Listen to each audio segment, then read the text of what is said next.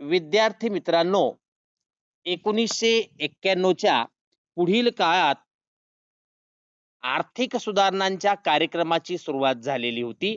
आपण भारतातील गरिबी आणि विकास पाहत आहोत. 1991च्या पुढील काळात आर्थिक सुधारणांच्या कार्यक्रमाची सुरुवात झालेली होती. म्हणजेच भारतामध्ये गरिबी निर्मूलन होऊन भारताचा अधिकाधिक विकास कसा होईल यासाठी 1991च्या पुढील काळात आर्थिक सुधारणांच्या कार्यक्रमाची सुरुवात झालेली होती. 1991 साली पी.व्ही. नरसिंहराव हे भारताचे पंतप्रधान होते, तर त्या काळाला मनमोहन सिंग हे भारताचे अर्थमंत्री होते. या दोघांच्याही पुढाकारातून भारतामध्ये त्यावेळेला आर्थिक क्षेत्रामध्ये सुधारणांच्या कार्यक्रमाची सुरुवात झालेली होती. उदारीकरणाचं तत्व आलेलं होतं. पूर्वीचे विकासाचे समाजवादी प्रतिमान सोडून देण्यात आलेलं होतं. म्हणजे समाजवादी जे प्रतिमान होतं हे सोडून देण्यात आलेलं होतं आणि भारतानं आर्थिक उदारीकरण आणि सार्वजनिक क्षेत्रात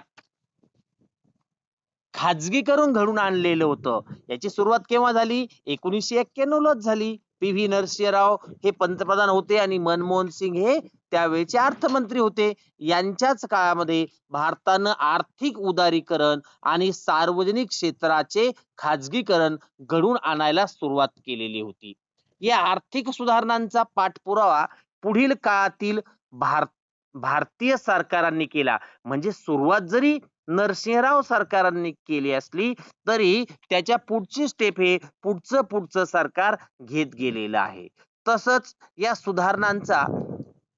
सुधारणांना जनतेचा पाठिंबा सुद्धा मिळत गेला. म्हणजे सरकार एकतर्फी निर्णय घेत होतं असं नाही, तर जनतेला सुद्धा हे सुधारणावादी निर्णय पटत होते आणि त्या रूपानं जनता सुद्धा त्याला समर्थन करत होती. या सुधारणांमुळे भारतीय अर्थव्यवस्थेमध्ये बरेच बदल झालेले. भारताची आर्थिक आणि औद्योगिक वाढ त्या काळामध्ये झालेली होती. म्हणजे 1991 नंतर भारताची आर्थिक आणि औद्योगिक वाढही झाली आणि भारत एक स्थिर आर्थिक सत्ता असलेला देश म्हणून जगापुढे आलेला आपल्याला पाहायला मिळतो. या सुधारणांमुळे शासनाच्या भूमिकेत देखील फरक पडला. आता विकासाचं धोरण म्हणजे खाजगी क्षेत्राला उत्पादन वाढवण्यासाठी प्रेरित करणे, रोजगार वाढवणे आणि समाजाच्या मिळकतीची पातळी वाढवणे असं आहे.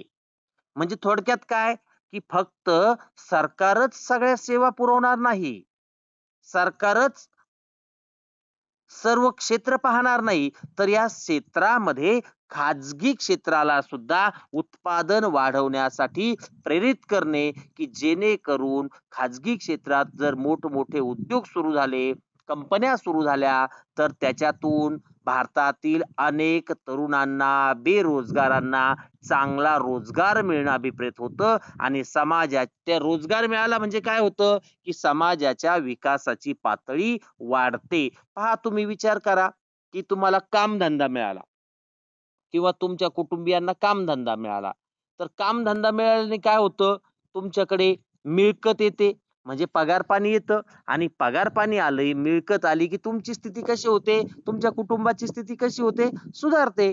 ही स्थिती लक्षात घेऊन भारत सरकारनं खाजगी क्षेत्रात उत्पादन वाढवण्यासाठी काय केलं होतं, प्रेरित केलं होतं. रोजगार वाढवणं आणि समाजाच्या मिळकतीची पातळी वाढवणं असं या भारतानं केलेलं होतं. भारतामध्ये बलाढ्य आणि क्रियाशील असे खाजगी क्षेत्र अस्तित्वात आहे, ज्यामध्ये मोठ्या, मध्यम आणि लघु उद्योगांचा समावेश आहे. म्हणजे खाजगी क्षेत्र म्हणजे कोणतं, सरकारी क्षेत्र म्हणजे कोणतं? सरकारी क्षेत्र म्हणजे जे उद्योग सरकारच्या मालकीचे आहेत त्याला सरकारी किंवा सार्वजनिक क्षेत्र म्हणतात. आणि खाजगी क्षेत्र म्हणजे कोणतं की जे क्षेत्र की ज्या ठिकाणचे उद्योग हे खाजगी कारखानदार, खाजगी मालक, खाजगी भांडवलदार किंवा अनेक लोक एकत्र येऊन खाजगी शेअर्स द्वारे उत्पादन सुरू करतात, त्याला खाजगी क्षेत्र म्हणतात. भारताचं खाजगी क्षेत्र हे बलाढ्य आणि क्रियाशील आहे. याच्यामध्ये मोठमोठे उद्योजक पण आहेत. जसं आपण कायमस्वरूपी नाव घेतो अंबानी, अडाणी, टाटा, बिर्ला हे मोठे उद्योजक आहेत खाजगी क्षेत्रातले. याचप्रमाणे काही मध्यम उद्योजक आहेत, मध्यम क्षेत्र आहे उद्योग आणि काही लहान-लहान उद्योग सुद्धा आहेत. आपण सुद्धा तुम्ही आम्ही सुद्धा लघु उद्योग सुरू करू शकतो. खेड्यामध्ये घरगुती स्वरूपात 4-5 लोकं एकत्र येऊन किंवा 5-6 लोकं कामाला ठेवून सुद्धा उद्योग सुरू केले जातात. याला लघु उद्योग म्हणतात. 50-100 लोकांच्या सहाय्याने उद्योग सुरू केला त्याला मध्यम उद्योग म्हणतात आणि मोठमोठ्या फॅक्टऱ्या ज्या आहेत त्याला मोठे उद्योग म्हणतात. भारतामध्ये बलाढ्य आणि क्रियाशील असं हे खाजगी क्षेत्र अस्तित्वात आहे आणि ते मोठमोठे उद्योगातही आहे, मध्यम उद्योगातही आहे आणि लघु उद्योगात सुद्धा आहे. त्या खाजगी क्षेत्राला महत्व मिळाले म्हणजे सरकारची विकासातील भूमिका संपली असा त्याचा अजिबात अर्थ होत नाही. खाजगी क्षेत्र वाढल्यामुळं काय होतं? रोजगार वाढतो. रोजगार वाढला म्हणजे काय होतं? समाजाची मिळकत वाढते. समाजाच्या मिळकतीची पातळी वाढते आणि त्यामुळं एकंदरीतच सगळ्या क्षेत्रामध्ये भरभराट येत असलं आपला पाहायला मिळतं. विद्यार्थी मित्रांनो, म्हणजे सरकारची विकासातील भूमिका संपत नाही. आजही नागरी समाजासोबत सरकारची विशेषतः ग्रामीण भागामध्ये सामाजिक विकासामध्ये सरकारची भूमिका ही खूप महत्वाची आहे. नागरी समाजाच्या विकासात तर सरकारची भूमिका आहेच आहे. परंतु ग्रामीण भागातील विकासासाठी सरकारची भूमिका ही महत्वपूर्ण आहे. यामध्ये मूलभूत मूलभूत सेवा आहे जसं की आरोग्याच्या सेवा. उदाहरणार्थ ग्रामीण भागामध्ये तुम्ही पहा सगळीकडे आरोग्याच्या सेवा कोण पुरवतं? सरकार पुरवतंय. प्रत्येक गावामध्ये किंवा प्रत्येक गावाच्या क्षेत्रामध्ये प्राथमिक आरोग्य केंद्र आहे की नाही? तुम्ही पहा सध्या आपल्या शेवगाव परिसरामध्ये अनेक ठिकाणी हा कोरोना आलेला आहे. COVID-19 विषाणू आलेला आहे आणि मग याच्या तपासण्या कोण करतं? खाजगी क्षेत्रात करतात का? तर नाही. कुठं होतात या सगळ्या? या आरोग्याच्या सेवा कुठं मिळतात? सरकारकडे मिळतात. सरकार ते पुरवतं. सगळ्या तुमच्या तपासण्या करतं. तुम्हाला परत जे काही रुग्ण आढळतील त्यांची पुढे सेवा सुविधा करण्याचं काम सरकार करतं. याच बरोबर त्या कुटुंबियांना क्वारंटाईन करायचं, त्यांना ठेवायची व्यवस्था करायचं हे कोण पाहतं? तर सरकार पाहतं. म्हणजे जरी खाजगी क्षेत्र आलं तरी ग्रामीण भागातील सरकारची भूमिका ही कमी झालेली नाही. उदाहरणार्थ जसं आपण आरोग्य पाहिलं तसं शिक्षण. तुम्ही शिक्षण क्षेत्रात पहा. शिक्षण क्षेत्रात कुणाची भूमिका महत्वपूर्ण आहे? आजही सरकारचीच भूमिका या शिक्षण क्षेत्रामध्ये सुद्धा महत्वपूर्ण असलेली आपल्याला पाहायला मिळतं. तुमची बालवाडी, तुम्ही गेलेल्या बालवाडीत कुणी सुरू केली होती बालवाडी? कुणाची होती? सकस आहार आपल्याला मिळायचा. सुकडी, मटकी, हरभरे हे मिळायचं की नाही तुम्हाला? कुठं मिळत होतं हे? सरकारनं सुरू केलेल्या अंगणवाडीमध्ये. म्हणजे अगदी अंगणवाडीपासून तर तुमचं उच्च शिक्षण होईपर्यंत आपण सरकारी शाळेमध्ये जातो.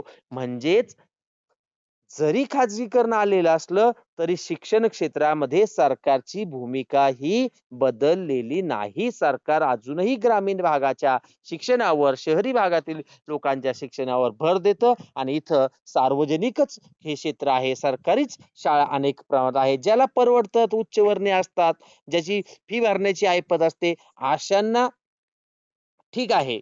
तिथपर्यंत ते खाजगी शिक्षण घेऊ शकतात. परंतु आपण सामान्य कुटुंबातील विद्यार्थी मात्र सरकारीच शाळेमध्ये शिक्षण घेत असतो. आता तुम्ही आपल्या चापडगाव माध्यमिक आणि उच्च माध्यमिक विद्यालयामध्ये शिक्षण घेत आहात आणि या चापडगाव माध्यमिक आणि उच्च माध्यमिक विद्यालयातील सर्व शिक्षकांना सरकारद्वारे पगार दिला जातो. तुमच्याकडून कुठल्याही प्रकारचं शुल्क आकारलं जात नाही. म्हणजेच आपल्याला मोफत शिक्षण मिळतं. असंच उच्च शिक्षणापर्यंत आपण मोफत शिक्षण घेत आहात. याच बरोबर सरकार स्वच्छ पाणी प्रत्येक गावामध्ये नागरिकांना स्वच्छ पिण्याच्या पाण्याचा पुरवठा करण्याचं काम सुद्धा सरकार करतं. म्हणजेच ग्रामीण भागामध्ये सरकार आरोग्याची सुविधा, शिक्षण, स्वच्छ पाणी पुरवठा या सेवा सर्वत्र पुरवत असतं. जरी खाजगी क्षेत्र आलं तरी सरकारची भूमिका ही संपलेली नाही. जसं ग्रामीण भागामध्ये आपल्याला ह्या बाबी पुरवल्या जातात, तशा शहरी भागामध्ये सुद्धा सरकार या बाबी जनतेला पुरवत असतं.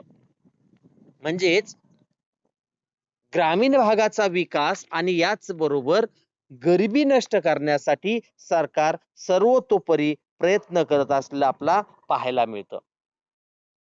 आपण पाहिलं यानंतर 2018 मध्ये संयुक्त राष्ट्र विकास कार्यक्रमाने आणि Oxford poverty and human development इनिशिएटिव्हने प्रसिद्ध केलेल्या बहुआयामी गरिबी निर्देशांकानुसार अनेक अडचणी आणि त्रुटी असून देखील भारतानं बहुआयामी दारिद्र्य निर्मूलनात बरीच प्रगती केलेली आहे. म्हणजे दारिद्र्य निर्मूलनासाठी भारतानं खूप मोठ्या प्रमाणावर प्रगती केल्याचं ह्या 2018च्या युनोच्या कार्यक्रमानं आणि Oxford poverty and human development इनिशिएटिव्हनं प्रसिद्ध केलेल्या बहुआयामी निर्देशांकानुसार भारतात गरिबी दूर करण्यासाठी, दारिद्र्य निर्मूलनासाठी भारत सरकारनं खूप मोठ्या प्रमाणात प्रगती केलेली आपल्याला पाहायला मिळतं. या अहवालानुसार भारतामध्ये गरिबीचं प्रमाण हे 2005-6 आणि 2015-16 दरम्यान अर्ध्यावर आलं आहे. म्हणजे 5-6 या वर्षापासून ते 15-16 या वर्षापर्यंत गरिबीचं प्रमाण कसं झालेलं आहे? अर्ध्यावर आलं आहे. ते 54.7% पासून 27.5% पर्यंत खाली आलेलं आहे. म्हणजेच त्या काळात गरिबी किती होती? 54.7. आता 15-16 पर्यंत किती आली? 27.5. म्हणजे निम्म्यानं ती खाली आलेली आहे. तरीही भारताच्या काही प्रदेशामध्ये भीषण गरिबी आजही आढळून येते.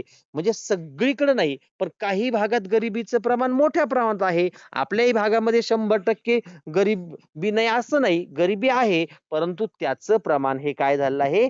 कमी झालेलं आहे. अशा पद्धतीनं आज आपण भारतातील गरिबी आणि विकास हे पाहिलेलं आहे. पुढील तासाला आपला लिंगभाव निगडीत समस्या अभ्यासायची आहे. विद्यार्थी मित्रांनो, भारतातील भारत सरकारची जर भूमिका पाहिली तर भारत सरकारनं 1991 पासून आपल्या आर्थिक धोरणामध्ये बदल केलेला आहे आणि आर्थिक धोरणामध्ये बदल करून खाजगी क्षेत्राला प्राधान्य दिलेलं आहे. याचा उद्देश काय आहे? तर खाजगी क्षेत्रामध्ये मोठ्या प्रमाणावर जनतेला रोजगार प्राप्त होईल आणि जनतेला मोठ्या प्रमाणावर रोजगार प्राप्त झाल्यानंतर, जनतेला चांगल्या रीतीनं काम मिळाल्यानंतर जनतेची, लोकांची मिळकत वाढेल. मिळकत वाढली म्हणजे बेरोजगारी नष्ट होईल आणि ह्या मिळकत वाढल्यामुळं लोकांना चांगलं जीवनमान जगता येईल. त्यांच्या जीवनमानाचा दर्जा, राहणीमानाचा दर्जा सुधारेल. म्हणजेच काय होईल? म्हणजेच दारिद्र्य नष्ट होईल आणि गरिबी कमी होईल. हा सरकारचा खाजगीकरण आणि खाजगीकरण आणण्यामागचा, उदारीकरण आणण्यामागचा सरकारचा उद्देश सफल होईल, अशी सरकारची एकंदरीतच भूमिका राहिलेली आहे. असं असलं तरीही सरकारनं आपला जनतेच्या विकासातील सहभाग अजिबात कमी केलेला नाही.